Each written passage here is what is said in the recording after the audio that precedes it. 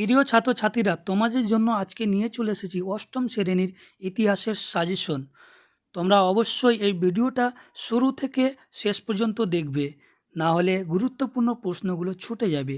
যতগুলো প্রশ্ন আছে অবশ্যই দেখে যাবে, অবশ্যই কমন পাবে।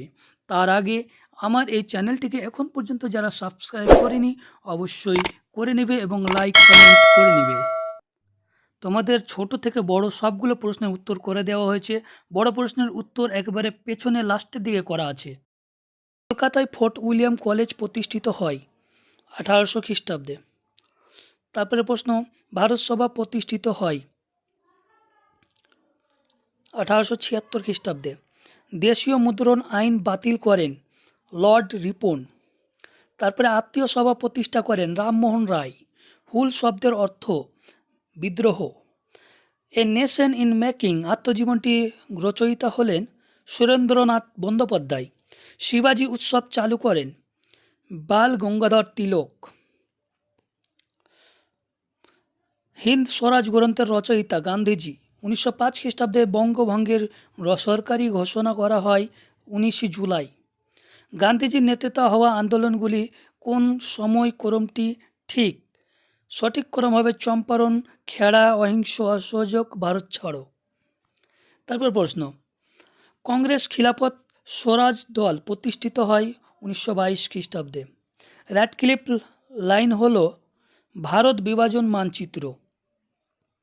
স্বাধীন ভারতের সংবিধান মূল রূপকার হচ্ছেন B.R. আম্বেদকর, সংবিধান রচনা করেন। রাজ্যসভায় রাষ্ট্রপতি নিয়োগ করতে পারেন কে? 12 জন, 14 জন, উত্তর হবে 12 জন। নির্দেশ অনুসারে উত্তর দাও, সত্য মিথ্যা বিবৃতি করো।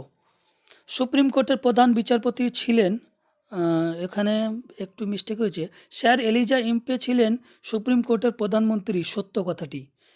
শূন্যস্থান পূরণ করো। এশিয়াটিক সোসাইটি প্রতিষ্ঠা করেন স্যার উইলিয়াম জোন্স।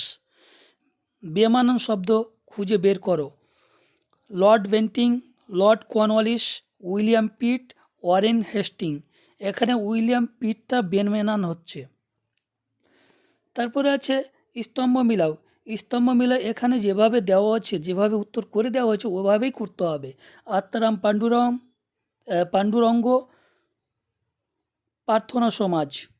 তারপরে আছে নীলদর্পণ, দীনবন্ধু মিত্র, হরিশ্চন্দ্র মুখোপাধ্যায়, হিন্দু প্যাট্রিয়ট, ইন্ডিয়ান লীগ, শিশির কুমার ঘোষ, শিবাজি উৎসব, বালগঙ্গাধর তিলক। এই যেরকমভাবে উত্তরটা লেখা আছে সেরকমভাবেই লিখতে হবে, তবেই নম্বরটা পাওয়া যাবে।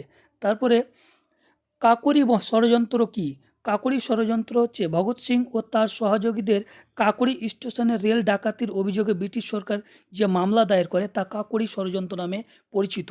তারপর হচ্ছে কোন জাহাজে প্রথম নৌবিদ্রোহ শুরু হয়েছিল? তলোয়ার জাহাজে।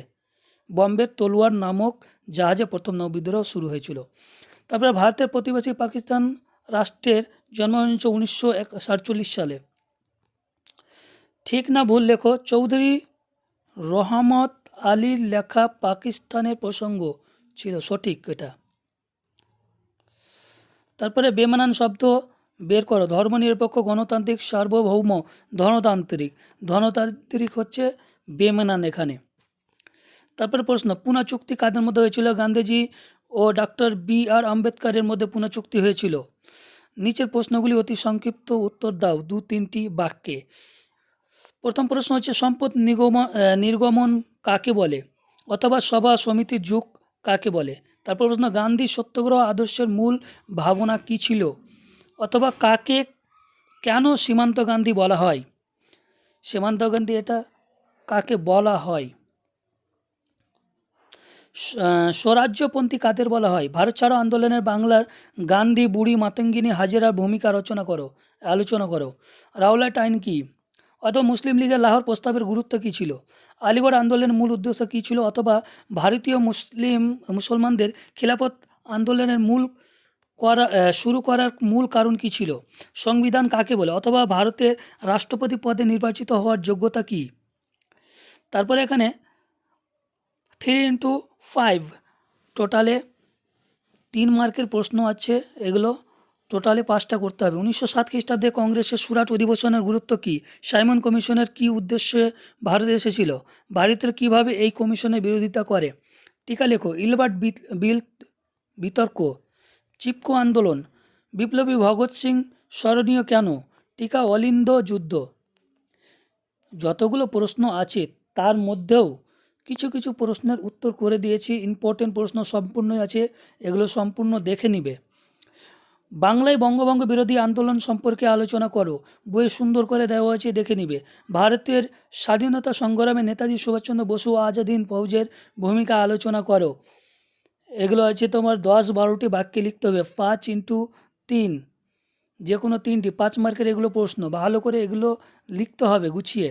চরমপন্থী রাজনীতি উত্থানের মূল কারণ আলোচনা করো। ভারতীয় সংবিধানে নাগরিকদের কী কী মৌলিক কর্তব্য রয়েছে বিস্তারিত আলোচনা কর। যতগুলো প্রশ্ন দিলাম তার বাইরেও কিছু কিছু ইম্পর্টেন্ট প্রশ্ন এবং উত্তর দিয়ে দিলাম, তোমরা অবশ্যই দেখে যাবে। প্রথম প্রশ্ন হচ্ছে দেশীয় মুদ্রণ আইন কী, অথবা বাংলায় বিপ্লবী আন্দোলনে ক্ষুদিরাম বসুর অবদান কী? 1878 খ্রিস্টাব্দে লর্ড লিটন দেশীয় মুদ্রণ আইন জারি করেন। এই আইনে বলা হয় দেশীয় ভাষায় প্রকাশিত সংবাদপত্রগুলি কোনো সরকারি বিরোধী বক্তব্য প্রচার করতে পারবে না। এর যদি উন্নতা হয় তবে সরকার এই সংবাদপত্র ছাপাখানা বাজেয়াপ্ত করবে। এই আইনের বিরুদ্ধে দেশ জুড়ে প্রবল আন্দোলন শুরু হয়। 1881 খ্রিস্টাব্দে তৎকালীন ভাইসরয় লর্ড রিপন এই আইনটি বাতিল করেন। তারপরে প্রশ্ন, প্রথম বিশ্বযুদ্ধের সময় ভারতীয় মুসলমানরা কেন ব্রিটিশদের বিরুদ্ধে অসন্তুষ্ট হয়েছিল, অথবা 1940 খ্রিস্টাব্দে মুসলিম লীগের লাহোর অধিবেশনের গুরুত্ব কী ছিল?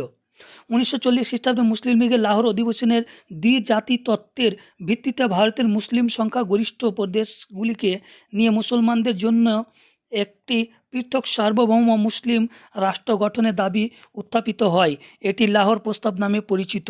তবে এই প্রস্তাবে পাকিস্তান কথাটি উল্লেখ না থাকলেও এটি পরবর্তীকালে পাকিস্তান প্রস্তাব নামে পরিচিত হয়।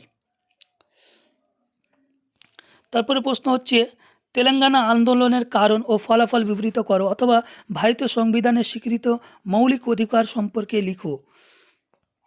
মৌলিক অধিকার যেটা প্রশ্নর স্টাইলে যেগুলো দেওয়া ছিল সেখানে ছিল প্রশ্ন, এখানে দেখে নাও। ভারতের সংবিধানের নাগরিকদের 6টি মৌলিক অধিকারের কথা বলা হয়েছে।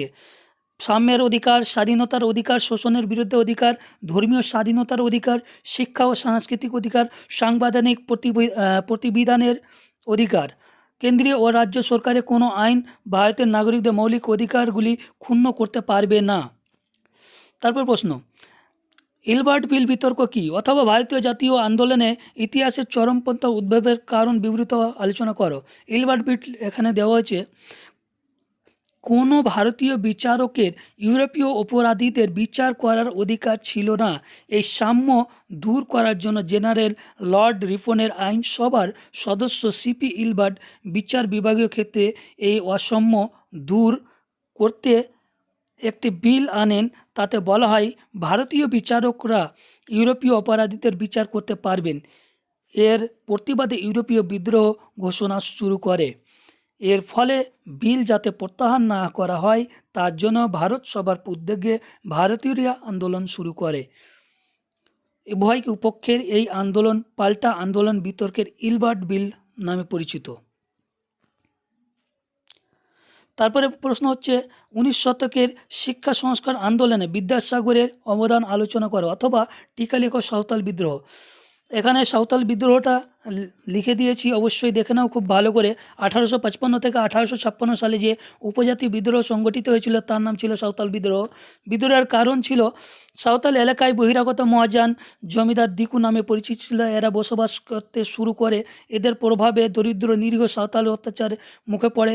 তারা কম ওজনে ও চড়া সুদের টাকা দিত, ইচ্ছামতো বক্তব্য লিখে টিপসই নিয়ে নিত। ইউরোপীয় কর্মীরা সাঁওতালদের কাছ থেকে জোর করে হাঁস মুরগি সব কেড়ে নিত। তাদের জোর করে রেলের কাজে নিয়োগ করা হতো। তারপরে 4 নম্বর হচ্ছে সবচেয়ে বড় কথা, সাঁওতালদের নিজস্ব কোনো সাংস্কৃতিক বিপন্ন অবস্থায় পরিণত হয়েছিল। বিদ্রোহের নেতা ছিল সিধু কানু, চাঁদ ও ভৈরব প্রমুখ এই বিদ্রোহের গুরুত্বপূর্ণ ভূমিকা নিয়েছিল। এই বিদ্রোহ হুল বিদ্রোহ নামেও পরিচিত ছিল। তারপর প্রশ্ন, টিকা লেখক 1946 সালে নবিদ্রোহ অথবা মহাত্মা গান্ধীর নেতৃত্বে সংগঠিত 3টি আঞ্চলিক আন্দোলনের বিবরণ দাও। নবিদ্রোহের কথা এখানে লিখেছি 1946 খ্রিস্টাব্দে নবিদ্রোহ হয়েছিল ভারত স্বাধীন হওয়ার ঠিক এক বছর আগে। 1947 সালে ভারত স্বাধীন হয়েছিল, 1946 সালে নৌবিদ্রোহ হয়েছিল। ব্রিটিশ কর্তৃপক্ষের বর্ণ বৈষম্যমূলক আচরণ নৌবিদ্রোহের একটি অন্যতম কারণ মনে করা হয়। ভারতীয় নৌসেনাদের সঙ্গে ব্রিটিশ অফিসাররা অত্যন্ত খারাপ ব্যবহার করত। তারপরে 2 নম্বর, সমযোগ্যতা থাকলে ভারতীয় নৌ কর্মচারীদের কখনও ব্রিটিশ কর্মচারীদের সমান বেতন দেওয়া হতো না। এই বৈষম্য ভারতীয়দের নৌসেনায় ক্ষুব্ধ হয়। তারপরে ভারতীয় নাবিকদের যে খাদ্য দেওয়া হতো তা ছিল অত্যন্ত নিম্নমানের। বহুবার ভালো খাবারের আবেদন করলেও কোনো সুরাহা হয়নি, ফলে তারা বিদ্রোহের পথ বেছে নেয়। নৌবিদ্রোহের সূচনা।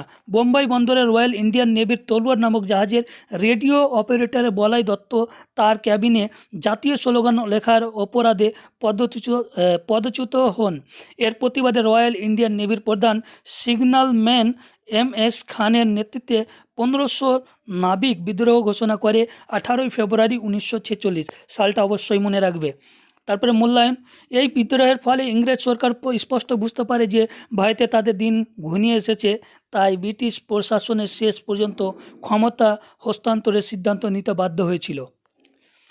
তারপরে হচ্ছে চৌরি চৌরার ঘটনা গুরুত্ব কী, অথবা 1930-এর দশকে বাংলায় বিপ্লবী আন্দোলনের মাস্টারদার অবদান আলোচনা করো। চৌরি চৌরা আন্দোলনটা সবথেকে সোজা মনে রাখা। 1922 খ্রিস্টাব্দের 4 ফেব্রুয়ারি স্থানীয় মানুষের প্রতিবাদ জানাতে সমবেত হয়েছিল। ক্রমে পুলিশ ও জনতার সংঘর্ষ হয়। জনতার তাড়ায় পুলিশরা থানায় ঢুকে পড়েছিল। এটা মনে রাখবে, এটা উত্তরপ্রদেশের গোরখপুরের চৌরি চৌরা গ্রামে হয়েছিল। জনতার তাড়ায় পুলিশরা থানায় ঢুকে পড়ে, থানার দরজা বন্ধ করে বাইরে থেকে আগুন লাগানো হয়। এই ঘটনা গান্ধীজি অসহযোগ আন্দোলন তুলে নেই। তার মনে হয়েছিল যে দেশবাসী অহিংস আন্দোলনে উপযুক্ত হয়ে ওঠেনি। তবে জাতীয় কংগ্রেসের অনেক নেতা গান্ধীজি এই সিদ্ধান্তের সমালোচনা করেছিলেন।